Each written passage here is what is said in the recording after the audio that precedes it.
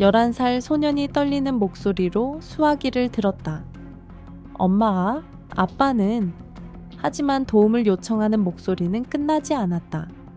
전화는 끊겼다. 그리고 그 순간부터 가족은 다시는 예전과 같지 않았다.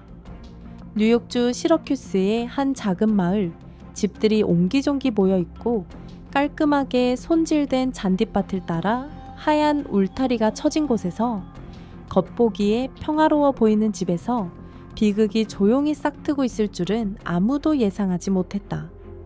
이웃들은 그 남자를 좋은 아버지로 묘사했다. 아이들을 학교에 데려다 줄 때는 조용하고 항상 미소를 지으며 지냈다. 닫힌 문 뒤에는 혼란으로 가득 찬 이야기가 숨겨져 있었다. 너무 오랫동안 감정을 억누르고 잘못된 결정으로 단 몇 분 만에 모든 것이 무너져 내린 곳이었다. 큰 소리도 경고도 없었다. 하지만 그 결과는 돌이킬 수 없었다. 그날 수화기 너머의 어머니는 아들의 마지막 말을 듣지 못했다. 한 도시가 지역사회를 충격에 빠뜨리는 소식에 눈을 떴다. 그리고 많은 사람들이 이해할 수 없는 사건을 조각조각 이어가기 위한 수사가 시작됩니다.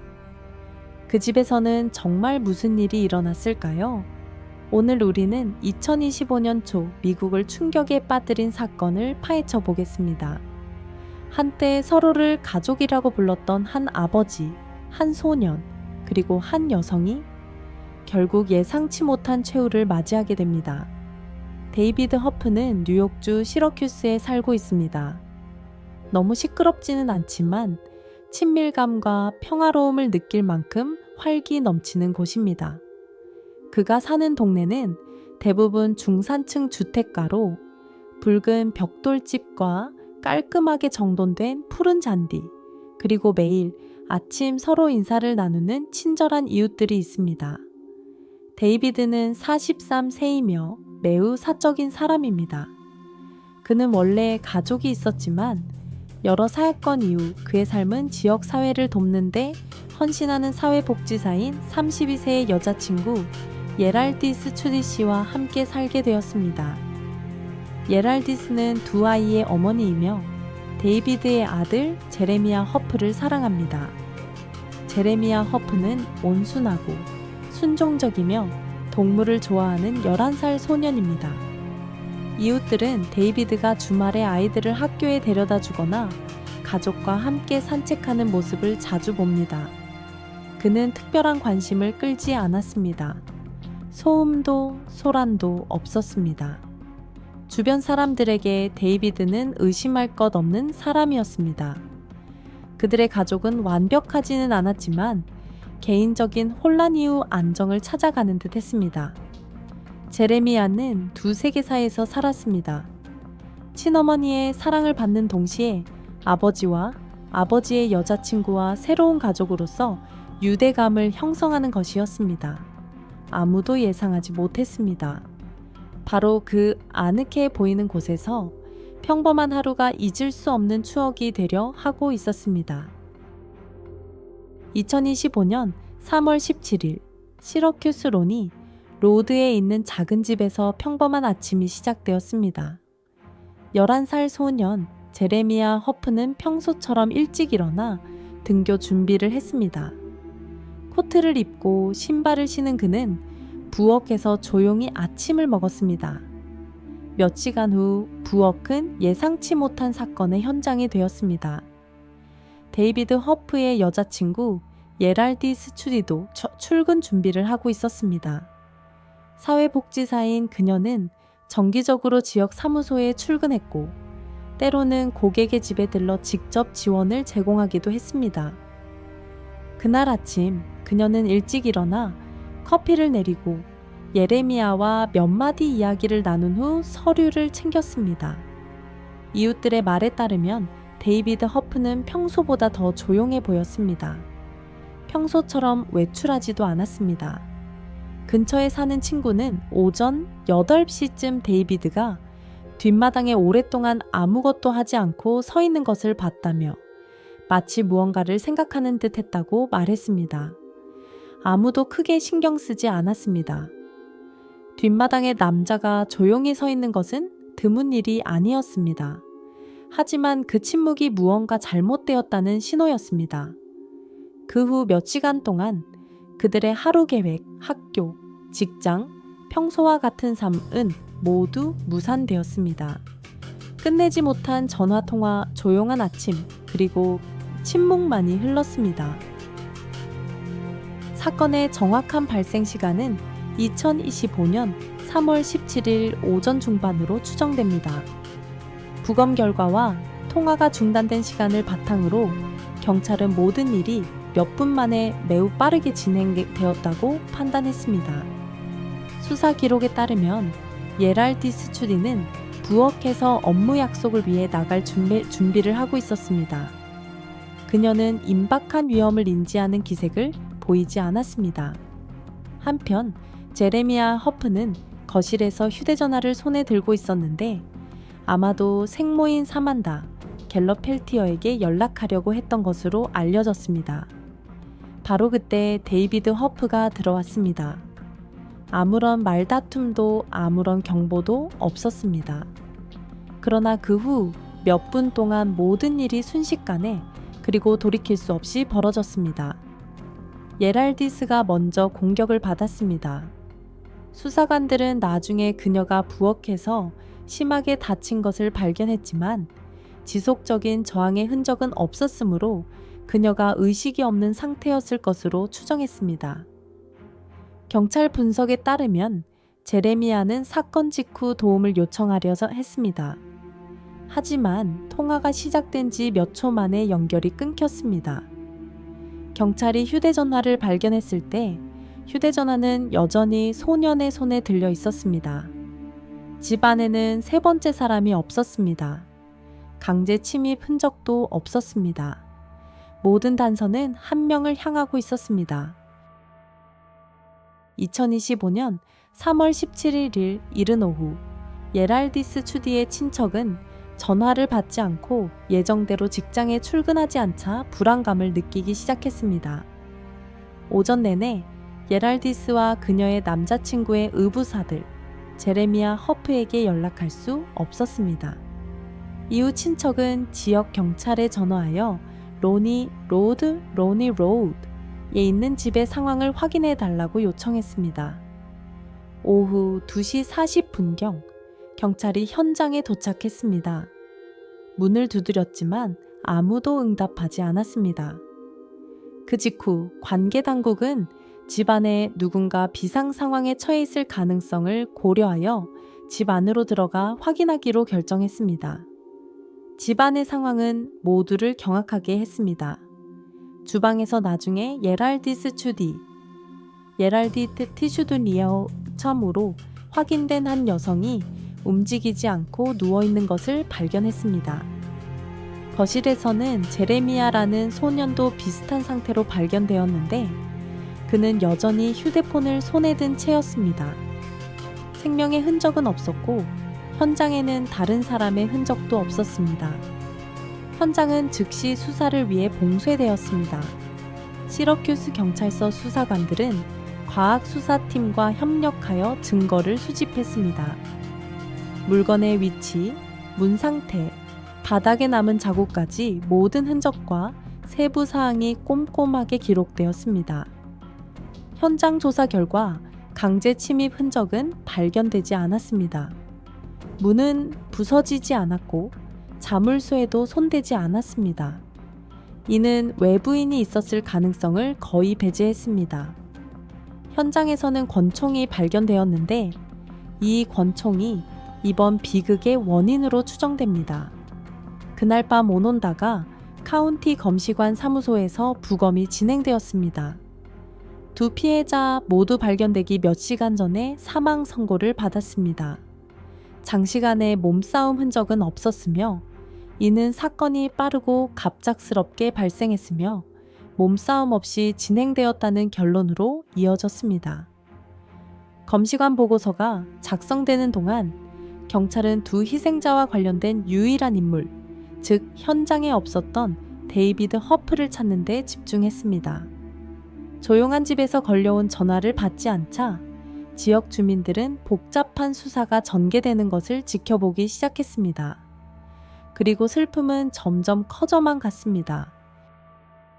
범죄 현장이 봉쇄되고 두 피해자의 신원이 확인되자 시러큐스 경찰은 예럴디스의 남자친구이자 예레미야의 친부로 알려진 데이비드 허프를 찾는 데 주력했습니다.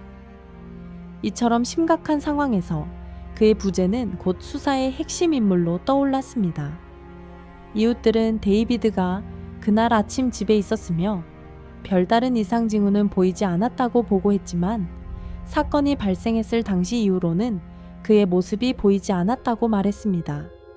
그의 차는 차고에 있었고 개인 휴대전화는 비활성화되어 있었으며 모든 소셜 미디어 계정은 비활성화되어 있었습니다. 이로 인해 경찰은 그가 사건 이후 도피 중이거나 심리적 문제를 겪고 있을 것으로 의심했습니다. 수사관들은 로니 로드 지역의 보안 카메라를 분석하기 시작했고 전고 무렵 데이비드와 비슷한 외모의 남성이 그 지역을 떠나 주요 도로로 걸어가는 모습을 담은 영상을 확보했습니다. 이동 시간과 방향을 토대로 경찰은 사건 현장에서 가장 가까운 업스테이트 커뮤니티 병원까지 수색 범위를 확대했습니다. 사건 발생 다음 날인 3월 18일 아침, 병원 직원 한 명이 응급치료실 대기실에서 신원 미상의 남성이 자고 있는 것을 발견했습니다. 신문에 응한 남성은 모호한 태도로 왜 그곳에 있었는지 설명하지 않았습니다. 경찰은 사진과 신원 정보를 대조한 후 그가 데이비드 허프임을 확인했습니다. 그는 병원에서 별다른 저항 없이 체포되었습니다. 당시 데이비드는 짐이나 신분증, 기타 눈에 띄는 개인 소지품이 없었습니다. 경찰은 체포 절차의 일환으로 초기 진술을 받고 건강검진을 받기 위해 그를 경찰서로 연행했습니다. 경찰서에서 데이비드는 처음 몇 시간 동안 대부분 침묵을 지켰습니다.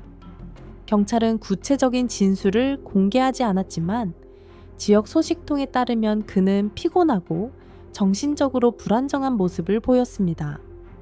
수사기관은 심리평가를 실시하고 용의자의 건강 상태에 대한 공식 기록을 수집하기 위해 추가 시간을 요청했습니다. 데이비드가 24시간도 채 되지 않아 체포됨으로써 경찰은 상황을 안정시키고 다음 절차로 나아갈 길을 마련했습니다. 그러나 이 사건은 여전히 많은 의문점을 남깁니다. 동기는 무엇이었고 아버지의 마음속에는 무슨 일이 있었던 것일까요? 그리고 왜 그와 가장 가까웠던 사람들에게 이런 비극이 일어났을까요? 데이비드 허프가 체포된 후 당국은 기소 파일을 완성하기 위한 다음 단계에 들어갔습니다. 이는 사건을 올바른 절차에 따라 재판에 회부할 수 있는 완전한 법적 근거를 마련하는 것을 목표로 하는 중요한 단계였습니다. 먼저 현장에서 수집된 증거는 기술 분석을 위해 제출되었습니다. 법의학 보고서에 따르면 두 피해자 모두 3월 17일 오전 8시 30분에서 9시 15분 사이에 사망한 것으로 나타났는데 이는 카메라가 데이비드가 집 근처에 있는 모습을 녹화한 시간과 일치합니다. 현장에서 발견된 권총은 데이비드의 소유였던 것으로 확인되었지만 그는 더 이상 유효한 사용 허가를 받지 못했습니다. 제레미야의 휴대전화에는 생모와 나눈 통화 내용이 남아 있었는데 이는 소년이 집에서 벌어지고 있는 이상한 일들을 알고 있었다는 간접적인 증거로 간주되었습니다. 또한 데이비드의 법적 파일도 검토되었습니다. 데이비드는 전과가 없었지만 수사관들은 친척과 여러 전 지인들의 증언을 통해 최근 데이비드와 그의 여자친구 사이의 관계에 긴장감이 감돌고 있음을 발견했습니다. 사소한 다툼, 자녀 양육에 대한 불화, 그리고 재정적 압박이 시간이 지나면서 누적되었을 가능성이 있습니다. 범죄 현장, 물리적 증거, 증언, 그리고 심리적 배경 등 이러한 모든 요소들이 검찰 파일로 정리되었고 이는 정식 재판 일정을 잡기 위해 오논다가 카운티 법원으로 이송되었습니다. 수개월간의 준비 끝에 데이비드 허프의 재판은 2026년 5월 뉴욕 오논다가 카운티 법원에서 공식적으로 열릴 예정이었습니다. 이 사건은 심각한 성격과 이 비극의 진정한 동기에 대한 의문이 풀리지 않아 지역 언론의 주목을 받았습니다. 이전 공판에서 데이비드 허프는 1급 살인 2건, 살인미수 1건, 불법 무기 소지 1건을 포함한 모든 혐의에 대해 무죄를 주장했습니다. 변호인은 의뢰인의 형사 책임 여부를 판단하기 위해 심리평가를 받을 것을 제안했으며 사건 당시 데이비드의 정신 상태에 대해서도 의문을 제기했습니다. 공식 공판에서 검찰은 수사기간 동안 축적된 증거를 제시했습니다. 그들은 범죄 현장을 자세히 묘사하고 법의학적 검사 결과를 제시하고 제레미야의 통화 기록을 분석했으며 사건 당시 집에 데이비드가 마지막으로 있었음을 보여주는 CCTV 영상을 분석했습니다. 검찰은 사건 발생 몇 달 전부터 가족 관계를 명확히 밝히기 위해 피해자 친척들의 증언을 제시했습니다. 심각한 갈등은 기록되지 않았지만 일부 목격자들은 데이비드가 특히 재정과 가족 책임에 대한 스트레스와 압박감을 느꼈다고 증언했습니다. 변호인 측은 데이비드의 현장 존재를 부인하지 않았지만 그의 행동에 영향을 미쳤을 수 있는 심리적 요인을 고려해야 한다고 주장했습니다. 정신과 평가 보고서가 제출되었는데 보고서에는 장기 우울증, 감정 조절 능력 상실, 적응 장애 징후가 언급되어 있었습니다. 그러나 법원이 임명한 법의학 전문가들은 사건 당시 데이비드가 정신적으로 정상이었다고 결론지었습니다. 배심원단은 정신상태 변호 측의 주장에 반하는 증거를 검토해야 했습니다. 며칠간의 재판과 논쟁 끝에 판결이 내려졌습니다. 데이비드 허프는 1급 살인과 1건의 살인, 미수 혐의에 대해 유죄 판결을 받았습니다. 그는 불법 무기 소지 혐의를 인정했으며 이에 대해 이의를 제기하지 않았습니다. 재판이 끝나자 법정은 텅 비었습니다. 하지만 그 고통은 쉽게 사라지지 않았습니다. 제레미야의 생모인 사만다 갤럽 펠티어는 재판 내내 아들의 사진을 꼭 껴안은 채 방청석에 조용히 앉아 있었습니다. 판결 후 그녀는 기자들에게 짧게 이렇게 말했습니다. 제 삶은 더 이상 예전 같지 않습니다. 매일매일 아들이 저를 엄마라고 부르는 목소리를 들을 수만 있다면 얼마나 좋을까요? 많은 사람들에게 이 사건은 단순한 범죄 기록 이상의 의미를 지녔습니다. 문제의 징후가 겉으로 드러나지 않을 때도 있고 가장 평화로워 보이는 사람들이 가장 은밀한 갈등을 품고 있을 수도 있다는 것을 뼈저리게 일깨워주는 사건이었습니다. 믿던 아버지였던 데이비드 허프는 통제력을 잃은 한순간에 모든 것을 잃었습니다. 그의 행동의 이유가 무엇이든 그 결과는 돌이킬 수 없었습니다. 헌신적인 여성은 세상을 떠났습니다. 착한 아이는 어른이 될 수 없습니다. 그리고 온 공동체는 가혹한 진실에 흔들렸습니다. 가장 평화로운 가정에서도 비극은 일어날 수 있다는 것입니다. 데이비드 허프 사건은 정신건강, 현대 가정의 압박, 그리고 너무 늦기 전에 서로의 말에 귀 기울여야 할 필요성에 대한 중요한 질문을 제기합니다. 모든 가정에서는 때로는 잠시의 이해만으로도 불필요한 상실을 막을 수 있습니다. 이 비극은 되돌릴 수 없을지 모르지만 이 이야기를 통해 우리가 과거를 되돌아볼 수 있기를 바랍니다. 연결, 침묵, 그리고 제때 돌보지 않으면 커져버릴 수 있는 보이지 않는 거리를 말입니다. 서로를 돌보세요. 상처받았을 때 목소리를 내세요. 그리고 작은 행동이 가족의 운명을 바꿀 수 있다는 것을 믿으세요.